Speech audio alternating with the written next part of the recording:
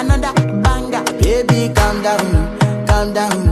Yo, this your boy. Jerusalem maxkamadda sare ee Israa'iil ayaa xukuntay Arbacadii in ra'iisul wasaare Benjamin Netanyahu uu ku qasban yahay inuu ka ceyriyo saaxiib muhiim ah oo ka tirsan golaha wasiirada cusub ee dalka, isagoo hogaamiyaha Israa'iil u soo bandhigay xiisad isbahaysi oo suurtagal ah, isla markaana sii xoojinaysa khilaafka awoodda maxkamadaha.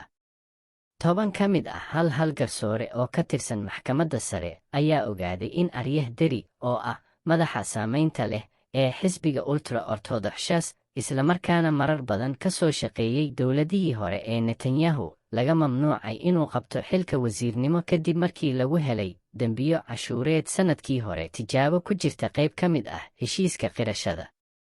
Deri waxa uu ballan qaaday in aanu is-casilin oo uu la kulmay xukunka kadib Netanyahu. Inta badan garsoorayaasha guddiga ayaa go'aansaday in magacaabistan ay la kulanto caqli xumo xad dhaaf ah, sidaas darteed ra'iisul wasaaruhu waa inuu ka qaadaa Deri booskiisa, ayay maxkamaddu ku tiri hadal ay soo saartay. Go'aankan oo si weyn loo wada sugayo ayaa imaanaya iyadoo Israa'iil uu hareeyay muran ku saabsan isbeddello ballaaran oo lagu sameeyay nidaamka sharciga ee dalka. Mid ka mid ah soo jeedinta noocaas ah ee la tixgelinayo ayaa ah baabiinta imtixaanka macquulnimada ee maxkamadda marka dib loo eegayo go'aamada dowladda. Dadka dhaliila ayaa sheegaya in isbeddellada kala duwan ee jira ay awood badan gelin doonaan gacanta dowladda ayna wiiqi doonto maxkamadda sare.